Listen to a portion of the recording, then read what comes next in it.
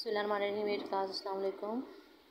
उम्मीद है आप सब खैरियत से होंगे। हम अपने चैप्टर 2 में पढ़ रहे थे history of making of Pakistan, जिसमें हमने कायद आज़म का खुतबा सदारत पढ़ा जो उन्होंने 1940 में 23 मार्च 1940 को दिया, जिसमें उन्होंने वाज़ेह तौर पर यह बता दिया कि मुसलमानों ने अपने लिए एक अलग वतन हर सूरत हासिल करना है और मुसलमानों की ये डिमांड जो है वो कोई अनोखी नहीं है। और भी कई ममालिक ऐसे हैं कि जो आज़ादी हासिल करके अलग वतन अपना बना चुके हैं और अगर रियासत के तौर पर ज़िंदगियाँ गुजार रहे हैं। और इसके अलावा हमने रेजोल्यूशन का टेक्स्ट पढ़ा था।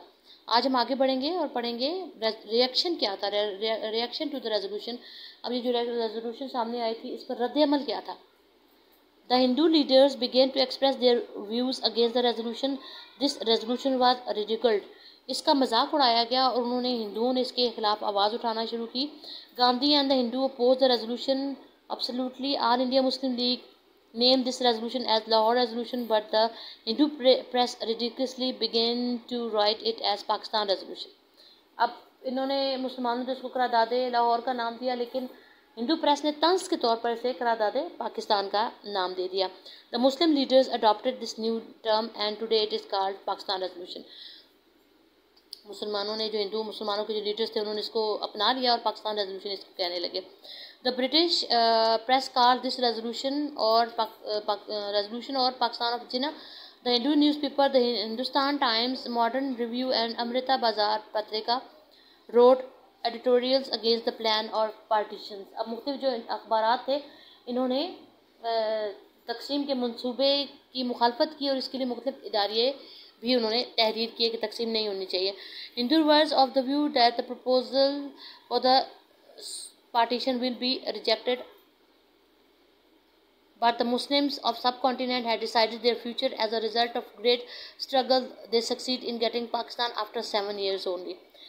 हिंदुओं ने तो उसकी भरपूर मुखालफत की, लेकिन क्योंकि मुसलमान जो थे वो इसके बिल्कुल हक में थे और 7 साल की एक लगातार जद्दोजहद के बाद आखिरकार जो है पाकिस्तान हासिल हो गया। अब उसी के कुछ स्टेप्स पढ़ने जा रहे हैं। 1940 में हुई हमारे पास करारदादे मकासद या पाकिस्तान रेजोल्यूशन। 1942 में आया क्रिप्स मिशन। ठीक है जी, Cripps mission sir Stafford Cripps, जिनकी पिक्चर भी आपको नज़र आ रही है, ये कुछ तजवीज़ के साथ आए थे। ये क्रिप्स मिशन जो है मुकम्मल तौर पर नाकाम हो गया।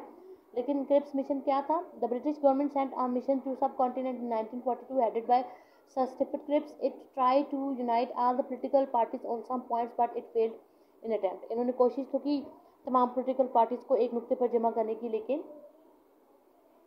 कामयाब नहीं हुए. Cripps did not declare any party responsible for the failure of the mission, rather he accepted himself the failure.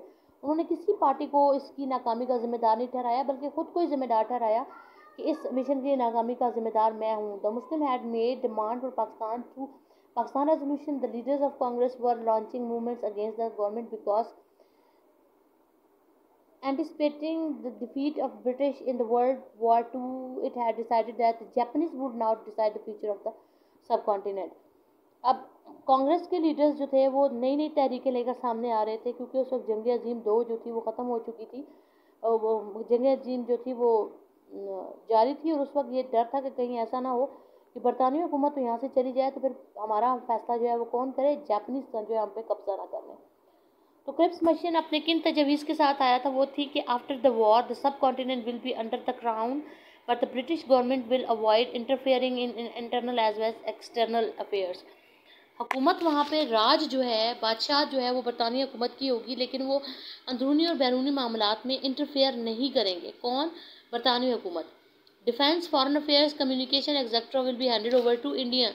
अब देखें इंपॉर्टेंट जितने भी थे, अगर हम ये कहें कि ओहदे थे या डिपार्टमेंट्स थे, वो उन्होंने अपने पास रखने की कोशिश की, जैसे डिफेंस है और खारजी ताल्लुकात है या मवासलात कम्युनिकेशन जो है वो उन्होंने कहा कि हिंदुस्तानी के हवाले कर दिया जाए.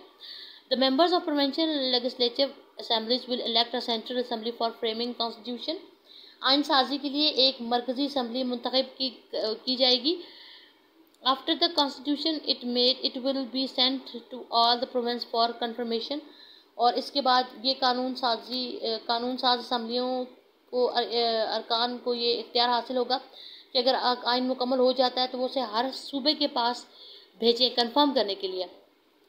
The province which would not approve the constitution, अब वो सूबा जो इस कॉन्स्टिट्यूशन को अप्रूव नहीं करता, would have the authority to establish their independent state, उस सूबे को मुकम्मल तौर पर इख्तियार है कि वो अपनी अलग रियासत बना ले, जो हुकूमत की तरफ से इनके पास कानून साजी होकर आती है। अगर उन्हें वो पसंद नहीं आती, वो आइन पसंद नहीं आता, तो वो उसको छोड़कर अपनी अलग हैसियत कायम कर सकते हैं।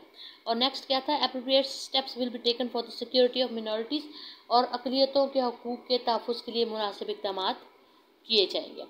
तो ये कुछ सवाल थे जो मैंने अभी ये कुछ हमने थोड़ा सा इसको आगे पढ़ लिया। कल हम इसका थोड़ा सा पॉलिटिकल पार्टीज़ का क्या रिएक्शन था, मैं सिर्फ ये पढ़ूंगी, और साथ ही मैं आपको कुछ सवालों के जवाब नेक्स्ट लेक्चर जो होगा उसमें आपको साथ बता दूंगी, ताकि आप अपने शॉर्ट क्वेश्चन भी साथ साथ मुकम्मल करते रहें। ठीक है जी, अल्लाह हाफ़िज़।